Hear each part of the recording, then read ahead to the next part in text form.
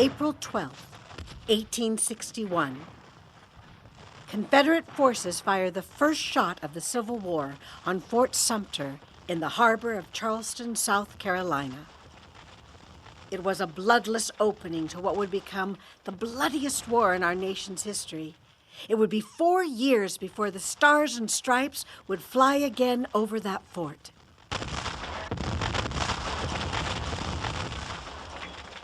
From Mississippi to Maryland, the Civil War was fought in cornfields to peach orchards and in the forests and along the rivers in between.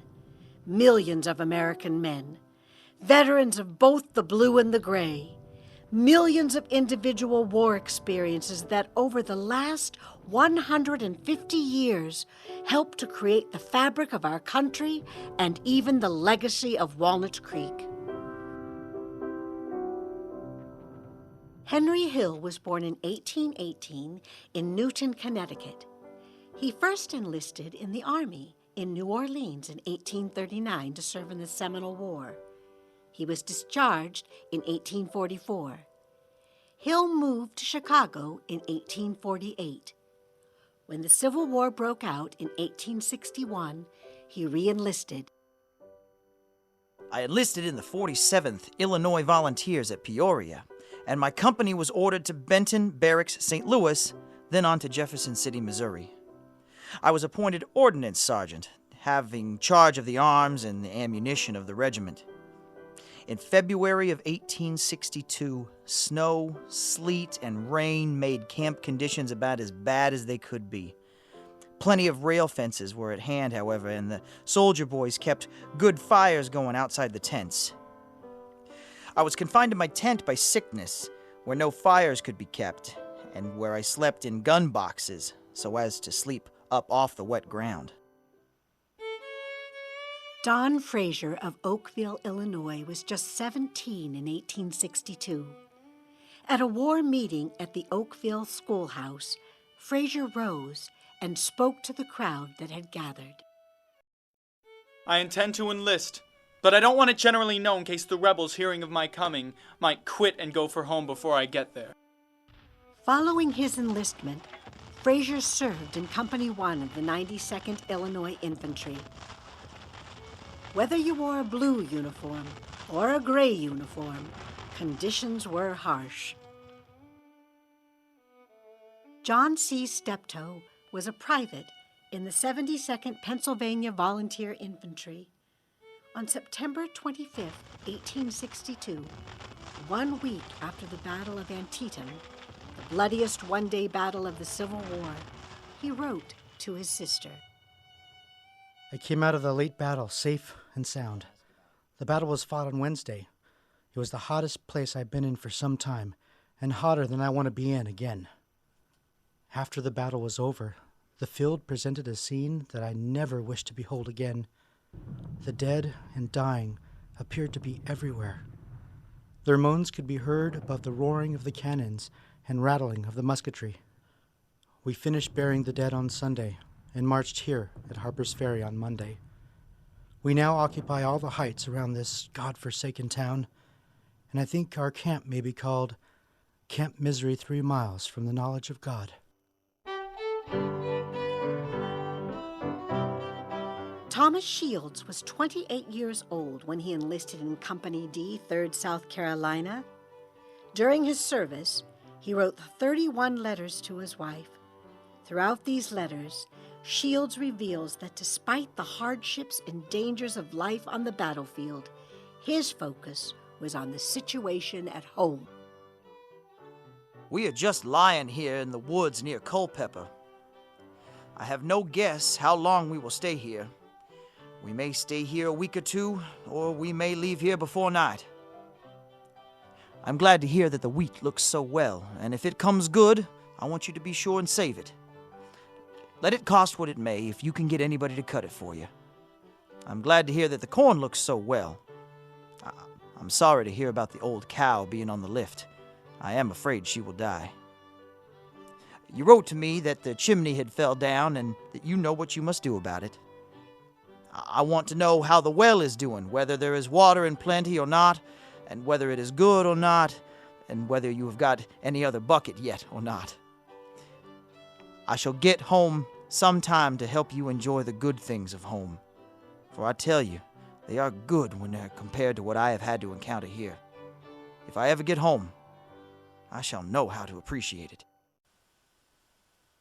Many soldiers exhibited a grim understanding of their fate on the field of battle. Charles Reddington Mudge was just graduated from Harvard University when the war broke out. He joined the 2nd Massachusetts Infantry, also known as the Harvard Brigade, as a first lieutenant. He was later promoted to captain, and by July of 1863, at the Battle of Gettysburg, he had been promoted to lieutenant colonel.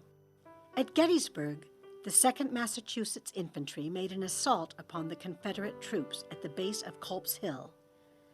Lieutenant Colonel Mudge was ordered to launch an attack on the morning of July 3rd.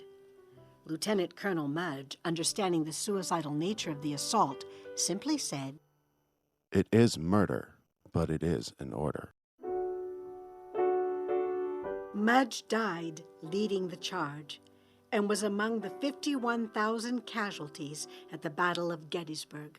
To this day, Gettysburg is the bloodiest single battle ever fought on American soil. Many spent months or years in prison far from home. Captain Godwin Scudamore of Company A, 80th Illinois Volunteers, was fighting near Rome, Georgia in May of 1863 when he surrendered to Confederate troops. He was transported to Richmond, Virginia, where he spent more than 8 months in Libby Prison. I made my escape from Libby Prison February 9th, 1864, through the tunnel the prisoners had dug under the street. I walked deliberately through the streets of Richmond, taking care to keep away from the guards. I got into a road and thought I heard a cavalryman coming and jumped over a fence and lay in a ravine all day. It was so cold that icicles froze all over me. I traveled as hard as I could at night, hid in the brush during the day. Both my legs gave out, so I could not move. Heard some men chopping wood. I thought if they were Negroes, I would be all right. I crawled out. One of the Negroes told me to go and hide away till night, and he would come and take care of me. That night, he came and took me to his cabin and kept me there for 7 days before I could walk. The man stayed with Scudamore for more than 12 days, hiding with him during the day in Negro quarters of various Richmond homes and plantations, avoiding Confederate troops, and eventually helping him across the Rapidan River and back to Union pickets. By 1864, hundreds of thousands had been lost to war. Gettysburg, Chickamauga, Antietam, Chancellorsville, Manassas, Shiloh, more men were needed. Adam Isley was underage when he enlisted in the 1st Pennsylvania Cavalry, Company E, in February 1864. His father didn't want him to enlist, so to avoid being found, he enlisted under the name Charles Young, a name he would keep until his 65th birthday, when the government required him to go back to his legal name in order to collect his Army pension. Within a month of enlisting, Isley was marching south with thousands of other fresh troops. The first time I ever saw President Lincoln was in March 1864.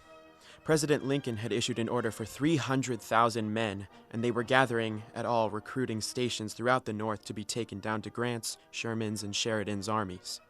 Our contingent was on the way to Grant's army located south of Alexandria, Virginia. As we passed through Washington, Mr. Lincoln came out on the balcony to watch us.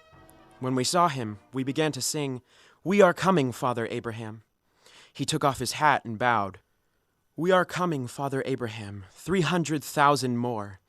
From Mississippi's winding stream and from New England's shore. We leave our plows and workshops, our wives and children dear.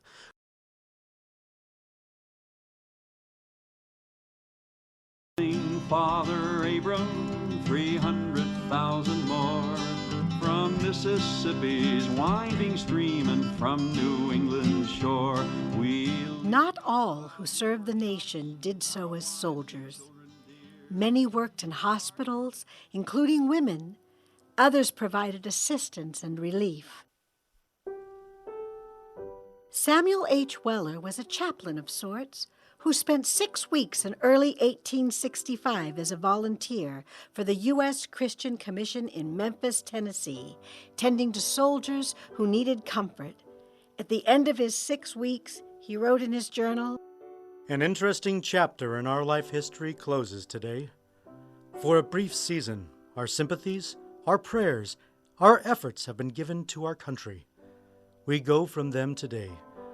We bear with us our trust, the spirit of a pure patriotism and a firm devotion in Him, in whose name and for whose honor this noble commission has been instituted. When Weller returned from Memphis to his home, the United States had been at war for nearly 4 years. Some 200,000 men were still on the battlefield, including Charlie Young. In March of 1865, we broke winter quarters starting right after the enemy. Now, from that time on until the 9th of April, we fought every day. On the morning of the 9th, we were taken to the front. We opened fight for about an hour when the 9th Corps relieved us. They made one charge on the Confederates when the white flag began to fly on the Confederate side, and all firing ceased. A Confederate came riding out from the timber and asked for General Grant.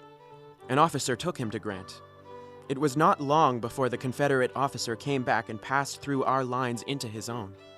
In a few minutes, General Lee and one of his staff came riding out and went to the McLean house and met General Grant. And there, General Lee surrendered himself and his army to Grant.